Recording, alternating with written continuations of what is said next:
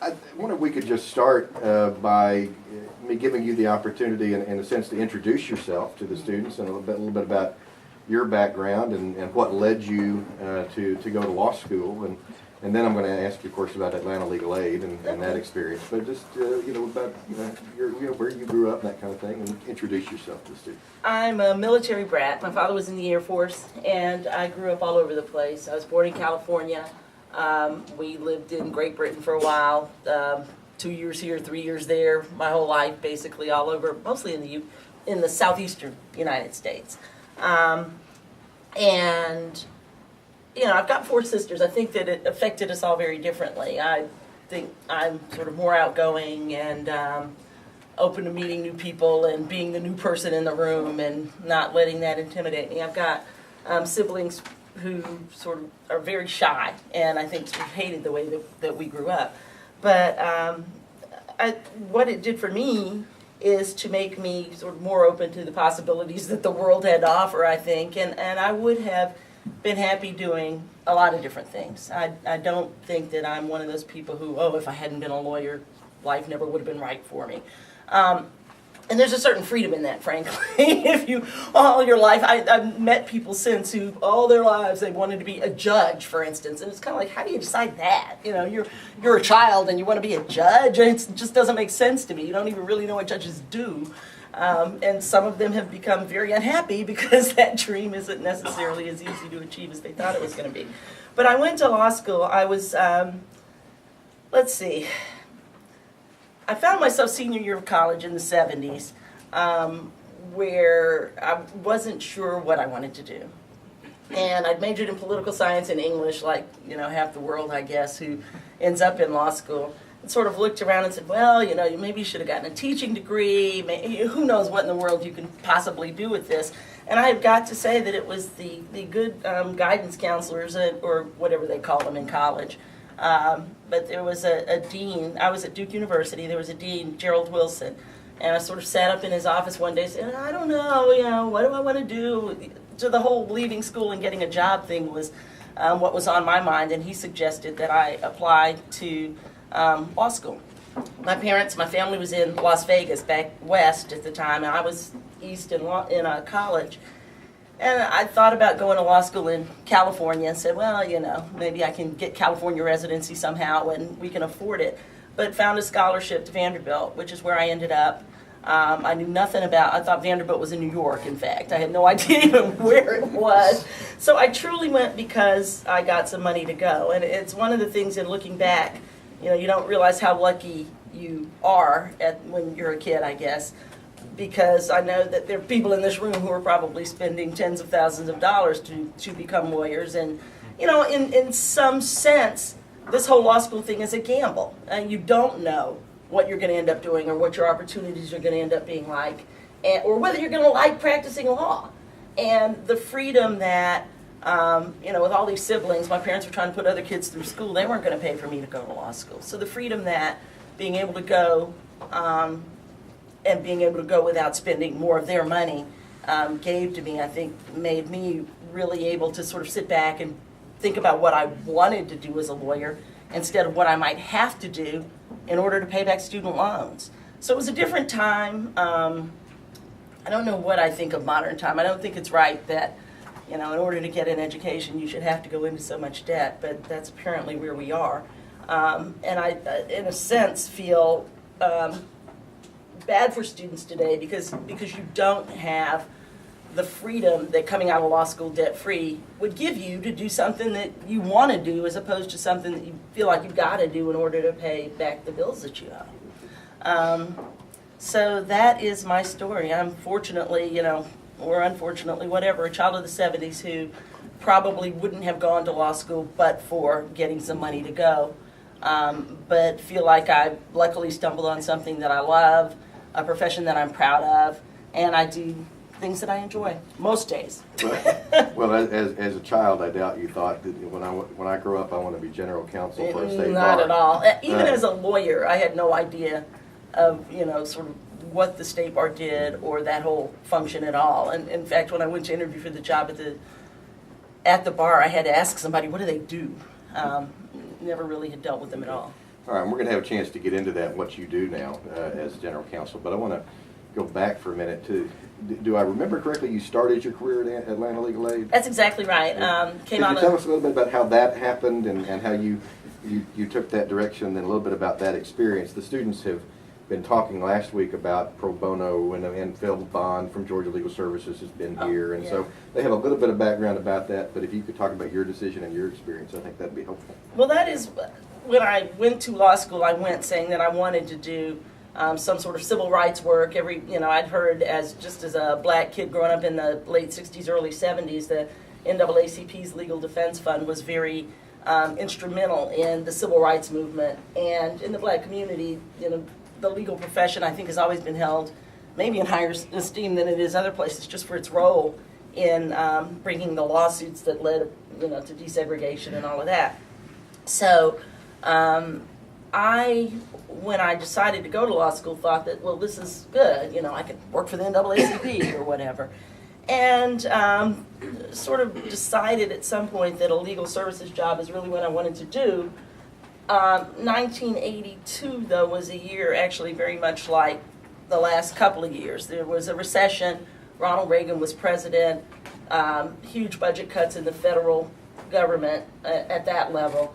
And one of the things that he was intent on was dismantling the Legal Services Corporation, which is the federal entity that funds all the state legal, at that point was probably the source of funding for all of the state legal services programs. So I was in Tennessee with family in Nevada, trying to figure out where I wanted to be for the rest of my life. I'd never lived any place longer than 3 or 4 years. And having decided that this was the kind of job that I wanted to have when there were no jobs. So, because programs were cutting staff and closing doors of their regional offices and things like that. So I literally sent letters all over the place, applying for legal services jobs. The other thing that was really kind of difficult about it is that it wasn't the kind of job that my school necessarily was interested in helping its graduates find. It was the early 80s. It was sort of the height of yuppiedom. I mean, I don't even know how to put it. I'm not sure what it was, but I graduated in '83. Yeah, I was in '82, and it really, they wanted you to be at a big law firm in a big city. And so there wasn't really a whole lot of help for people who either wanted to go to small firms or hang out their own shingle or have a legal services job. And so nobody came to Vanderbilt's campus to interview for legal aid jobs. So I was sending out letters all over the place. I had a sister who was at Georgia Tech, and I decided, Atlanta would be okay. And so I applied there, and I got offers at Atlanta Legal Aid and at the Legal Services Program in Charlotte, North Carolina. Either one of which I would have thought would be fine. It was truly that my sister was at Tech. I decided to go to Atlanta. It was just sort of easier for me to do. And that program has a tremendous reputation nationally for doing good work, and was just a great, great place to, especially for a new lawyer. They've sort of got the routine worked out where they know how to turn you into a lawyer, from a law student to a lawyer. They're throwing cases at you the first day you walk in the door, which is exciting, but they're also giving you support and guidance and feedback and supervision in a way that I don't think people at some of the larger law firms, my friends coming back after second summer, for instance, and then talking to my friends after we all started our real jobs, we're floundering a bit and not necessarily getting that kind of supervision and instruction and direction that I was lucky enough to get at Atlanta Legal Aid. Who were your clients? What kind of work were you? 4 people. I was in the general law unit. So in that unit, you don't necessarily do any family law because there's a separate family law unit. But because I wanted some trial experience, I did some family law cases. And just divorces for poor people with children, basically. But there's no better way to figure out how to try a case or to become experienced in court than doing those kinds of cases. But mostly I was doing housing and landlord tenant evictions. There were a lot of public housing communities in Atlanta at the time. And our clients were tenants who were being evicted from those units for, something. And most of the time, failure to pay rent for one reason or another. But, I think one of the reasons that I enjoyed that job so much is because I could put on my social worker hat too. I mean, it's not just, this person's being evicted, keep them in their house, but you were also trying to figure out why they'd fallen behind on the rent, what the underlying problem was, and whether you could get them help for the underlying problem. So if the underlying problem is my welfare benefits were cut off from blah, blah, blah, then that's something that you can, through the auspices of legal aid, maybe get fixed. Or if the problem is the client's grandson is selling drugs out of the apartment, you can try to get that fixed too. So I liked it as the whole in-court, the strategy part of it, because the law does provide protection to people from themselves sometimes, and there were ways that you could use the law to keep people in public housing if that's where they needed to be. But then also I liked that if you cared to sort of dig into the reasons for the problem, you could do things that were longer-term solutions for people. And a lot of times there's always a reason why people find themselves in the position that they are in. And, what I found certainly with the work that I do now, it's that sometimes people just make really crappy decisions and so they wind up where they are. But sometimes other things happen that put people in the position that they're in. And, you might be able to help them fix that. One of the things that I like about being a lawyer is how much easier it is for us to get some things done than it is for people on their own. I mean, we really are trained in the law. We really can provide people with the type of help that it's difficult for them to get on their own. Your being there really does make a difference for people, no matter what it is that you do in the law. I hope you won't mind me asking you a question I didn't warn you about. And it occurred to me while you were talking about being a young lawyer and supervision and so on. I know for young lawyers and law students, there's a very common fear that, I just can't make a mistake. No matter what I do, I just can't make a mistake.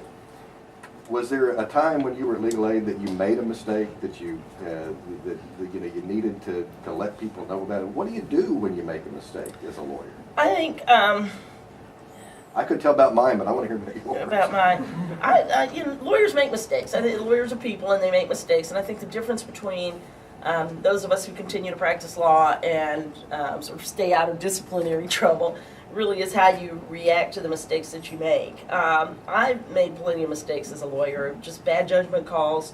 I'm one of those sort of wing it people who isn't necessarily as prepared as she ought to be before I step into a courtroom, for instance. I've made mistakes along those lines too. I think, or sort of gambling that a case was going to settle and you end up not settling and you're standing there going, oh my God, I don't have the first question written down for any of these witnesses. But the first one that I made, where really you have to sit there and go, oh, now what, was as a young lawyer in a case that we were actually appealing to the Court of Appeals, I think, or maybe it was directly to the Supreme Court. In fact, I think it was directly to the Supreme Court because it was a domestic case, and something you rarely see the Supreme Court accept back then, a family law case, a divorce-type case on appeal. But we had some weird little issue that we thought they might take, and we were filing an appeal, and as usual, I was doing it at the last minute, and mailed the notice of appeal or whatever it was to the court, not realizing that you had to, when you mail something to a court like that court in particular, it has to go certified mail or it's not deemed filed that day. Normally the postage mark is the filing date. But the postage mark ain't the filing date, it's the certificate of, the green card thingy is the filing date for the Supreme Court, or at least it was 20 years ago. And so I just mailed it. It wasn't deemed filed until a day late because it didn't get there for 2 days. And so we missed the deadline, 30-day deadline on filing this appeal of this case. I didn't even know it. I'm trying to even figure out how I found out. But, I'm thinking everything's fine. And then somehow I found out that, oops, you screwed up and you filed this appeal late. And I think that what you've got to do in that moment is just the right thing, whatever that might be. And for me, the bad response would have been to try to hide it, to try to fix it without anybody knowing about it. You got to tell the client, and you got to tell, in a supervision situation like I had, you got to tell the people who supervise you. I screwed up. I did this thing. Should we call the malpractice carrier? Thank God there was a malpractice carrier who you could call. But, the truth of it is, in representing poor people, there's also sort of some comfort in that however badly you screw up, usually it's not going to cost you a whole lot of money to fix it because, what's on the line isn't money in those kinds of cases. So we called the malpractice carrier, we called the client, we had the client come in, explain what had happened, explain what our options were, and came to some sort of decision about how we were going to handle it from then on. We asked the court to file an out-of-time appeal, and I actually do think that they ended up letting us do that, so there really ended up not being any harm at all. But now that I do disciplinary cases, the case that I see is people with that exact situation or similar situations where when they realize that they've screwed up, they start an elaborate cover-up. And the cover-up becomes the problem, and they end up with me aware of them in the disciplinary process. My boss had just a couple of rules. The first of which was don't screw it up, but it was more profane than that. Mm-hmm. The second rule was if you screw it up, tell me immediately. Tell me immediately. Because then I can maybe do something about it. Yeah. Yeah. Obviously now as the general counsel, you see, you encounter lawyers who do mess up in all sorts of ways. Yes, I do. And I was wondering if you could talk a little bit about what you do and how this all works, and then I'll warn you, I'm going to ask you what most frequently gets lawyers in trouble with your office. But the students may not really understand how the state bar works and what the general counsel does. Okay. So if you could tell them a little bit about that. Sure. I've been in the general counsel's office for 23 years, I think, since 1988. And I started doing just disciplinary cases. The state bar is a mandatory bar in Georgia. You have to belong if you're going to practice law in this state. And we are responsible for enforcing the rules of professional conduct through a disciplinary process. The general counsel's office, though, also represents the bar as in-house counsel for this legal entity. And so for 21 of the years that I've been at the bar, all I was doing was disciplinary matters, prosecuting lawyers.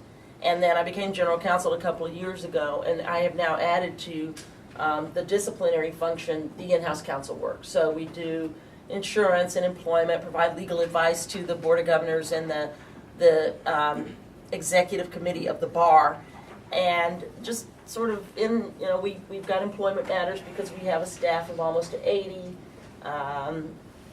We get sued all the time because people don't like us for one reason or another. Right now we've got a condemnation case going because the city wants to condemn part of the property that the bar building is on. So there's this whole variety of stuff that I do as in-house counsel, but I'll tell you a little bit more about what I do as disciplinary counsel. We've got 6 lawyers in the office who investigate and prosecute disciplinary grievances against lawyers. And the process works that people file a grievance if they think their lawyer's done something that's unethical. They file a grievance with our office. It has to be in writing under our rules. We investigate it mostly by writing letters back and forth, sometimes by talking to people on the phone, interviewing people, whatever.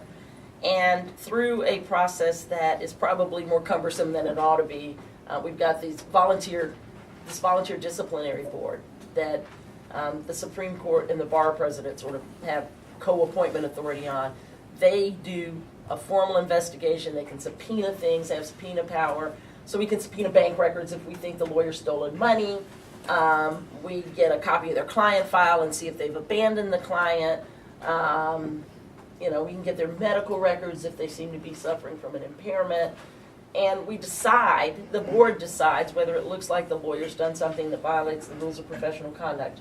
Where they think there is probable cause to think that a lawyer's done something that violates the rules, They make a probable cause finding, like a sort of like a grand jury type finding, and send the case back to my office for us to prosecute the lawyer. We file a case against the lawyer in the Supreme Court and do discovery like a civil case. The court appoints a special master to serve as the judge in the case, and we try the case or we settle the case. And the lawyer can be prosecuted, can be disciplined in the form of letter of admonition or some sort of a reprimand. There are reprimands that are done in open court, there are reprimands that are done before the disciplinary board, or then beyond that, lawyers can be suspended for some period of time or disbarred from practice if what they've done is significant enough. So that is the disciplinary process in very much a nutshell. Right, and if I remember your talk last Monday at the Beginning Lawyers Program, you get about 3,000 grievances a year. Is that about right? We get about 3,000 people asking for grievance forms. We used to get 8,000 inquiries from people every year saying, got a problem with my lawyer, what should I do? And we'd ship them grievance forms. We've now got this sort of intervening level, thank God, the Consumer Assistance Program. So that when somebody calls the bar and they've got a problem with their lawyer, we don't just send them these forms anymore. The Consumer Assistance is exactly what it sounds like. A couple of lawyers and a couple of paralegals who talk to people on the phone all day, every day, and try to help them resolve their problem with their lawyer. Thank God for them, because that means that all we get now is 3,000 people asking for grievance forms every year, as opposed to truly the 8,000 that it was before CAP came into existence. But 3,000 people ask for forms, only about 2,000 actually fill them out and send them back. What is it that gets lawyers in serious trouble mostly? I mean, what kinds of things do they do that result in significant discipline? Steal money is pretty much the thing that's going to get you into the most serious trouble. And, you know, it's just like my legal aid days. I like to say it's consumer law, just like I used to do at the legal aid, because most often there's a reason that people are stealing money other than just the love of money. You know, we've got this bad reputation as a profession for being greedy, but what I see mostly is people who become desperate enough to steal money because of something else that's going on. Like, usually, some sort of addiction problem. Sometimes it's just a debt problem in modern times. Sometimes it's, you know, trying to help somebody else even, you know, a family member who needs money. But usually it is the lawyer's own addiction or mental illness type problem that causes people to steal. And usually what we end up seeing is that they didn't really mean to steal the money. They were borrowing it for a little while and then sort of got, you know, you've got this escrow account that has all this money in it and you're in financial straits. And so what you think you're doing is just taking out enough to pay the light bill to keep the lights on or to pay your staff to keep them coming to work. And you're going to put the money back, and it all is a house of cards that falls When that apart. big settlement check comes in When next the big week, settlement check then comes in next I'll week. put it back. Exactly, and so we even see people who have done that without being caught a couple of times before something bounces, and there's a, you know, the house of cards falls apart. So that's certainly the most serious thing that we see, and those cases are not typically hard cases to prove because, you know, you get the bank records and for the escrow account, and there's, you know, checks written for your personal expenses. That's a violation. Right. Now, the other ones, when I read these cases every year, I see those, of course, and I also see the lawyers who are commit serial abandonment of clients. Can you talk a little bit about that category of lawyers and maybe, you know, why that happens? That is that is a more common violation. It's just your garden variety abandonment of cases or clients or the practice in general, where it comes into the Consumer Assistance Program with somebody saying, she won't return my phone calls. I don't know what's going on with my case. And it's a stereotype at this point, you know, we don't return phone calls, but it's true sometimes that folks don't get back to their clients as promptly as they ought to. You know, the rules of professional conduct prohibit you from willfully disregarding a legal matter. So, you don't have to call everybody back within 5 minutes, but you do have to get back to clients. You do have to keep them updated on the status of the case that they've got. Most of the calls that we get have to do with some sort of claim of abandonment. And most of the time, the client has not been abandoned. Most of the time, it's just that nothing's happening with the case. So the lawyer's like, I'm expecting that check in next week. I'll just call her when I get the check. Why call her now and tell her nothing has happened? Well, not calling people back just makes them more anxious. And so we literally see situations where the client's called in, didn't get a return call, and then proceeds to call or email or whatever, text message, however they communicate with the lawyer now, multiple times in a day, in a way that would make you think that some emergency was going on without the lawyer getting back to him. And it just sort of escalates, it feeds on itself. So a lot of times when we get the grievance and we say, lawyer, what's going on? The lawyer says, nothing, that's why I didn't call her back. It's like, would you please tell her that so we can all go on with our lives? Here's what you expect to happen next. Here's how long it ought to take, and I'll get to you when something happens. So most of the time there isn't really an abandonment, there's just a failure to communicate, as they say. But sometimes there is an abandonment, and the lawyer is not paying proper attention to what's going on. With those cases, quite often, the lawyer doesn't even respond to us when we try to contact them. And, those are easy cases. If they're defaults in the Supreme Court, the case just goes up to the court. The court, at the very least, is going to suspend a lawyer who hasn't responded until they come make a showing of why they haven't responded and try to get their license back. But most often, it's just going to just bar them without having heard from them at all. Nobody goes to law school in order to abandon their clients. I would hope not, because it's quite expensive if that's the goal. Why do lawyers do that? Various reasons. I do think that all of them, though, are related to either depression, just as a result of stress, or some sort of mental disorder. I think that especially for lawyers in a small solo practice situation, people can become overwhelmed by the pressure of keeping the doors open, getting enough money to pay the bills. We literally see lawyers who have never turned down a potential client. If you walk in and you think you've got a case, I'll take your $250 and act like you've got a case as long as I can. And that really does end up, it ends up being depressing because, a lot of times people just need to be told, you don't have a legal problem. Go away and forget about it. I still do volunteer clinics for various groups, and I did one a few years ago for the NAACP, as it turns out. And people could just come in and ask any legal question and try to get you to take their case. This woman came in. She was sitting in the Red Lobster, and somebody stood up to make a toast and gestured like this and hit her with a shrimp tail. So, she's sitting up eating dinner, and all of a sudden the shrimp tail comes flying across the room, and she wants to sue Red Lobster. She doesn't even know the guy who flung the shrimp tail accidentally, but he had apologized.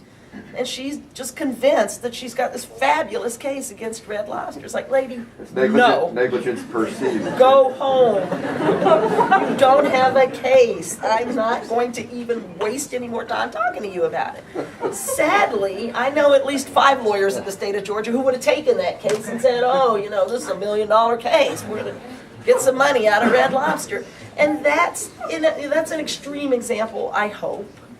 But there are lots of folks who, like I said, don't share the ugly truth with the potential client. They instead say, get me $200 and I'll get going on that. And then a year from now, when either the case is kicked out of court and the client owes you money for expenses, they're not going to be happy. So if you've got a caseload of crappy cases, that's depressing in and of itself. Cases where you've not been able to charge a lot of money up front, you're really not charging what your time is worth because you're so desperate to get the case in the door. I think that that's really what I see, is sort of indiscriminate case acceptance, not knowing the value of your time, charging too little, and taking on too much. So you've got 200 lousy cases and 4 good ones, but the lousy ones are the ones where the people are calling you 6 times a day, and you don't know how to tell them now a year later that they don't have a case. Don't you think a lot of that's driven by fear? I mean, financial fear? Oh, all of it is. I think it is driven by financial fear, absolutely. And, I don't know what to tell people about that, because if you do decide to go hang out your shingle and you're trying to keep the doors open, we quite often see people in trouble because they've gotten in over their heads on the other end, not taking in too much stuff, but spending too much money just to hang out the shingle. And thank God, in the however many years I've been doing this stuff, you could now hang out a virtual shingle and not spend nearly as much money as it used to cost to open your own law practice. You don't have to have any books anymore, for instance. You don't have to have a physical place necessarily. And all of those things were things that in the past, a lawyer says, well, I'm hanging out my shingle, I gotta have pretty space, I gotta have the library books, I gotta have the receptionist.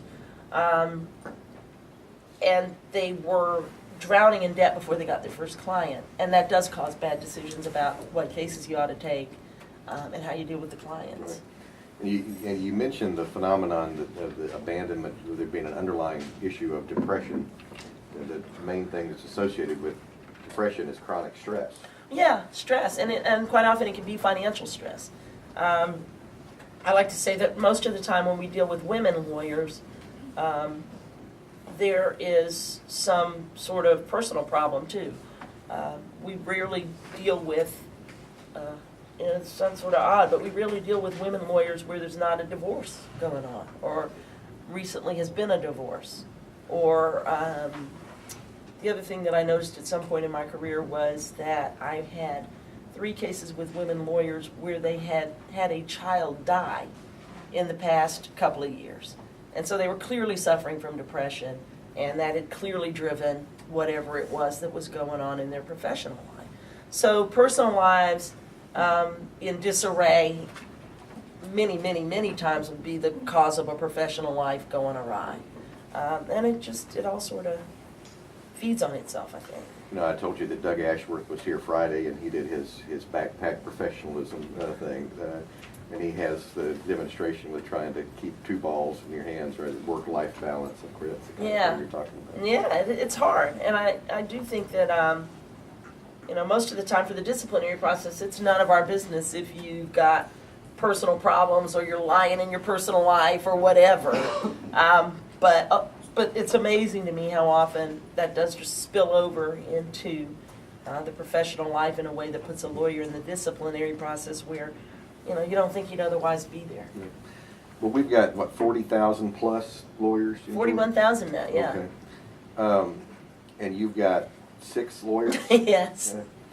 Obviously, you can't address everything. Nope. But I want to ask you a hypothetical question. You're the general counsel. You obviously care that lawyers are doing what they're supposed to do, that lawyers have a good reputation, that they serve the public, and so on.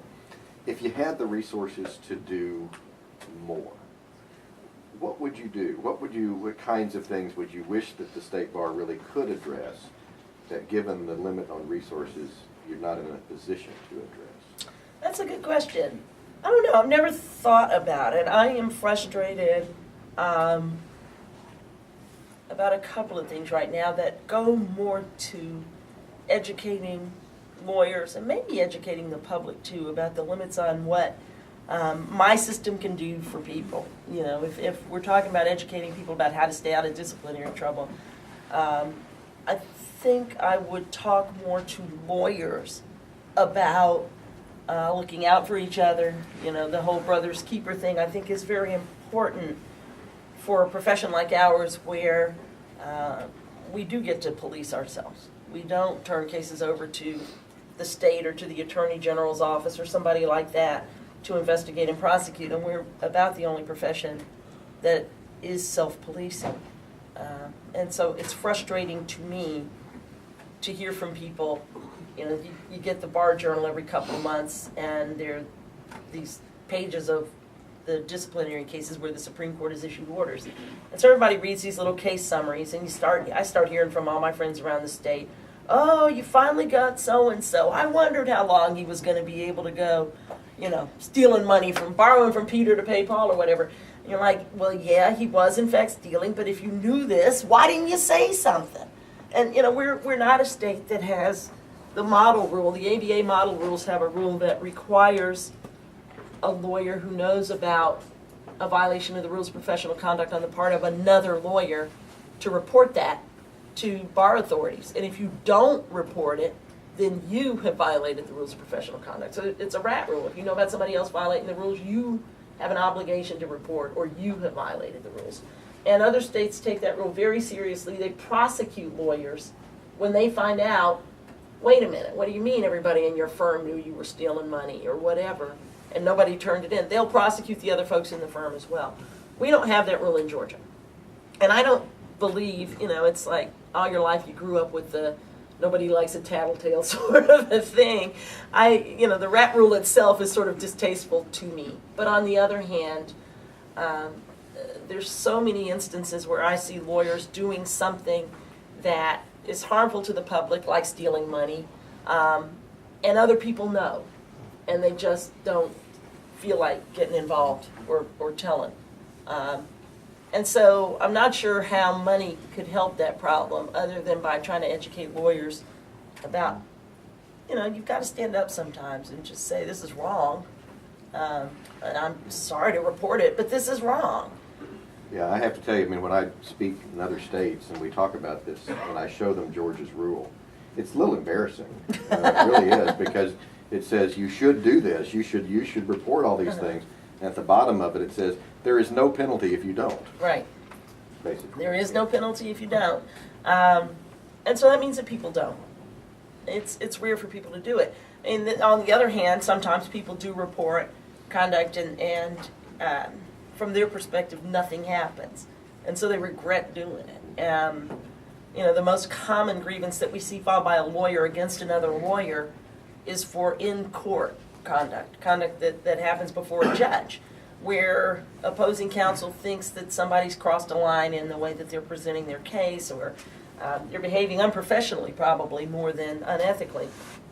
And the disciplinary process does not deal very well with those cases. Typically we'll say, let the judge handle it. And, the grievance can be dismissed, or the lawyer will get a reprimand that's confidential or something like that. And so the person who went out on a limb to report it really just feels like, why'd I bother? Won't do that next time. I won't do that next time. So there's that. I think for me, there's states that have all these experiments going for mediating disputes between lawyers and clients, and that might be one place where if we had more money, I'd be curious to see how something like that worked, because most of what we get is the failure to communicate. And if we had the ability to do some sort of ongoing monitoring of people, make sure that the relationship is going well, I think we could probably dispose of a lot of cases without having to discipline the lawyer, for instance. Well, I want to turn this over to the students here in just a minute, because their questions are usually better than mine. But everyone who comes here as a guest, I give them one free shot. Is there anything that you wish somebody had told you when you were a first-year law student? Any words of wisdom you want to share with this group while you've got them? They're captive. They have to be. As a first-year law student, what would you say? I don't know, because it's we were so caught up in it, and I don't know how you guys are now, but it wasn't really paper chase at that point, but it was sort of post paper chase, where it was all consuming.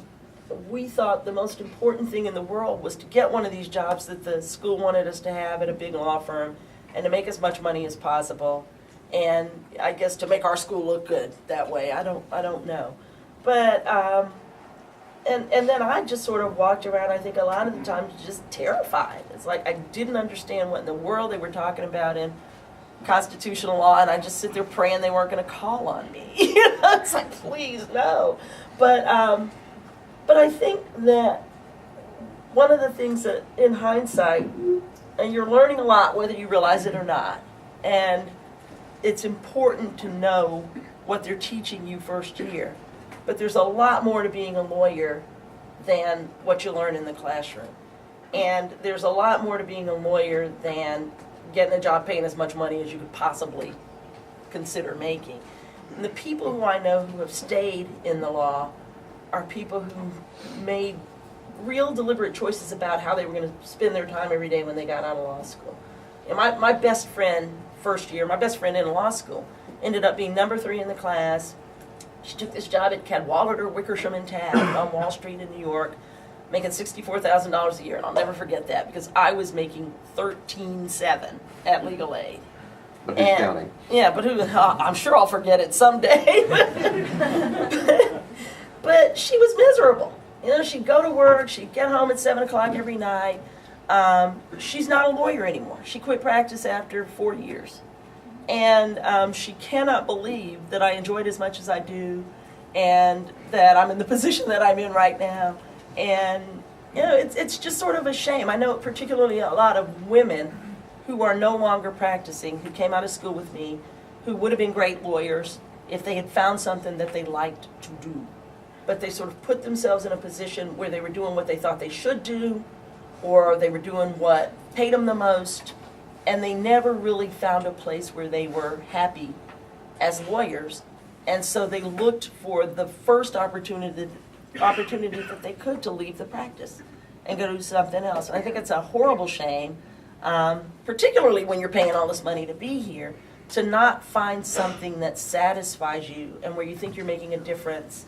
And, you know, whether it pays whatever first-year students make now, you know, the maximum or not, just to do something you like, as opposed to be here and working this hard and going out and being miserable every day for 8 or 10 hours a day. That's good advice. I hope so. I mean, it just makes me sad when people talk about how much they hate being a lawyer, because there's so many things that lawyers can do that should be more fun than whatever the hell it is that they're doing that they don't like. Well, I'd love to be a lawyer. Me too. Questions for Ms. Frederick? They had a paper due this morning, so a lot of them are kind of sleepy. Yeah, well, I am too, so I share that. Yes, sir. Miss, since so many of the problems that lawyers have kind of stem from depression and mental disorders, does the bar currently have, or do you think it should have, some kind of program where it helps lawyers deal with the stresses of the workplace and possibly mental disorders as well? The bar has a lawyer assistance program that there's an 800 number you can call, and you can get some help. It's basically now just an employee assistance program, like we're one big company or something. So it's the same as if you were working for, you know, Coca-Cola and you were to call their employee assistance program. They can get you some counseling and refer you somewhere for some help. We had a better, more hands-on program, but it was expensive. And so now we are contracting it out to this employee assistance program type model. But there's a bar committee that has lawyers who have suffered from addiction or been alcoholic or suffered from depression, who are willing to be sort of peer mentors for lawyers who are going through problems like that. And we recognize that we sort of need to spread the word and do more. I think the hard part for you all is you got to be admitted to the bar. And so there's this tension between acknowledging that you've got some sort of problem, getting treated for it now, knowing that you're going to have to report that to bar admissions when you're applying to be certified as fit to take the bar. And so there's this huge debate nationwide about how to handle that. I mean, you don't want to discourage a student who's alcoholic from getting help just because she's scared she's going to have to put down that she's been treated for blah, blah, blah on her bar admissions paperwork. And so, you know, I think bar admissions groups are realizing that you can't punish people for seeking help. You've got to encourage people to seek help. And all the problems that we see where I am, not all, but some of the problems that we see where I am really begin here in law school. And you know if you've got friends who, binge drink and act stupid, or suffer from depression, or the stress affects them differently or more seriously than it ought to. So it's something that I think the bar is very aware of. I think the bar is very pro get help, get help, get help. But I do think it's scary for lawyers sometimes, and certainly for law students, to think about, if I'm seeing a therapist now and I have to put that down on that bar fitness question where they say, have you been treated for blah, blah, blah, whatever you've been treated for, they want to know about it. They're going to call you in and want you to explain that. And you don't want problems when you're getting certified for taking the bar. But believe me, at this point, I think there's a recognition that it's better to encourage somebody to be treated for whatever it is that they've got as a problem than to tell them to hide it till they get out of law school and become a member of the bar. Yeah, we're talking in our small groups this week about a series of hypotheticals that Sally Lockwood helped me with involving bar Exactly fitness, that. and one of the hypothetical applicants is in that situation. That's one. Other questions? Yes, sir. Okay, you said there were, there's 3,000 grievance applications Uh-huh. sent out and 2,000 filled out and turned back in. Yes. Well, how many of those are actually reprimanded? Any given year, we have about 150 lawyers who get disciplined. And we get, when a lawyer goes really bad, we have 5 or 10 just sort of walk away from their practice every year. We'll have 40 or 50 grievances on one lawyer. But in terms of, so I'm not talking about the number of cases that we have, but the number of lawyers who get disciplined every year is about 150. So it's not that many, but if for the lower levels of discipline, like reprimands and formal letter of admonition or whatever, there are probably about 50 of those, and then 100 people who get suspended for some length of time, and probably 25 or 30 who get disbarred every year. So the numbers really weed themselves out at some point, because most of what we get really is just the failure to communicate type stuff where it gets fixed and we dismiss the grievance at some point, or the client will drop the grievance at some point. But about 150 lawyers a year get some form of discipline. It's funny because when you talk to members of the public, they say, oh, well, y'all must not be doing anything. That's such a low number. And when you talk to lawyers, everybody sort of knows somebody who's been caught up in this process during the year. And so to lawyers, the number sounds very high. I like to think that it's appropriate that we are dealing with the folks we need to deal with and dismissing grievances where we can. It's hard to believe that anybody does go through this whole educational process and come out of it with the intention of going bad. Nobody does. Nobody does. Things happen. Things do happen. Other questions? Yes, sir. Yes, ma'am. You stated in your presentation that one of the biggest problems you see is lawyers taking on too much work and charging too little for that work. How do you feel about the conflict between that and efforts to impose pro bono work upon lawyers in that situation? I am very much a believer in pro bono work. I do think that it is part of our responsibility as lawyers to represent some folks for free. I don't think that means that, if you've hung out your shingle, everybody who you take in thinking that they are, a regular client of your firm can become a pro bono case. There's a difference between the two. And you need to set out to say, these 2 clients are my pro bono cases and the rest of these are my real work. And if people can afford to pay, if they can't afford to pay, maybe you could send them to legal aid or to a reduced cost legal services program if you're in Atlanta anyway, but I don't know about the rest of the state. But the fact that you have taken on clients who subsequently pay you slowly or whatever, I wouldn't call that pro bono work. And there's a line there somewhere. I mean, I think you've got to, and let me just encourage anybody who's going to hang out their shingle to talk to our law practice management program at the bar. I bet Doug mentioned it when he was here. But they can help you figure out what an appropriate amount of money is to charge for what it is that you're doing. And to make sure that you're not charging too much or too little, that you can keep the doors open and pay your help or whoever it is that you have to pay. You can't charge too much. As I say, you can't charge too little. You can't charge too much either. I think that's a big mistake as well. So there's a line there that has to be drawn, but the fact that people who you took in, believing them to be paying clients, aren't paying doesn't mean that you're doing pro bono work.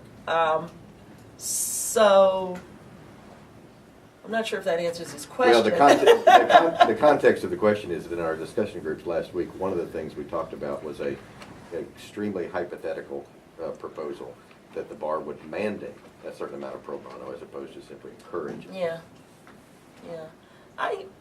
I think most lawyers do their pro bono.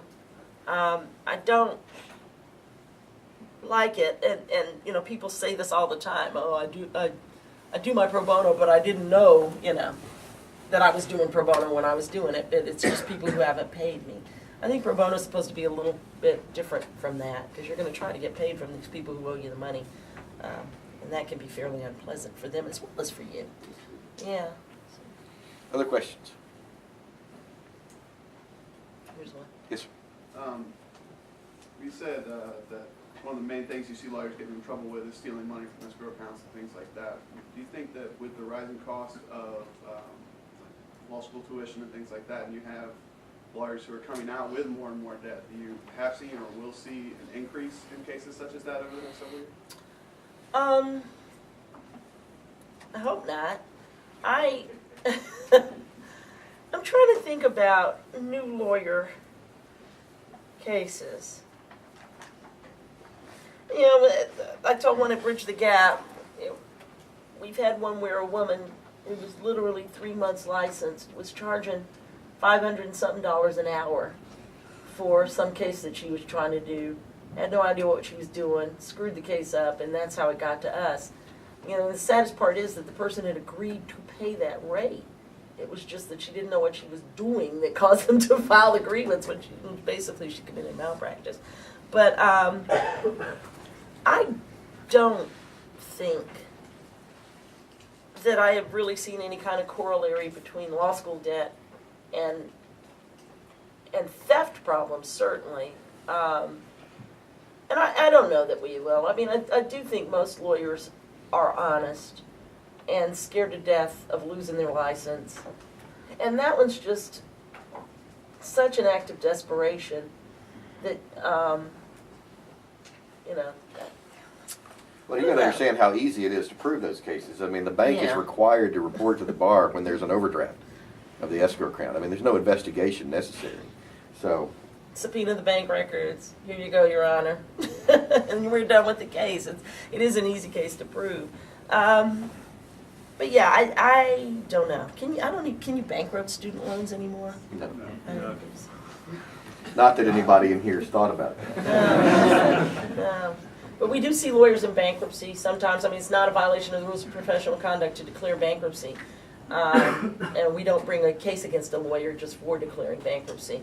So we see, but the bankruptcy court and the IRS keeps wanting us to sort of turn in lawyers who have done things wrong with the hope that they can find us doing something wrong on our tax records. But I don't really see any correlation necessarily between financial problems and theft. I think it's usually financial problems plus depression that lead to distress. Other questions?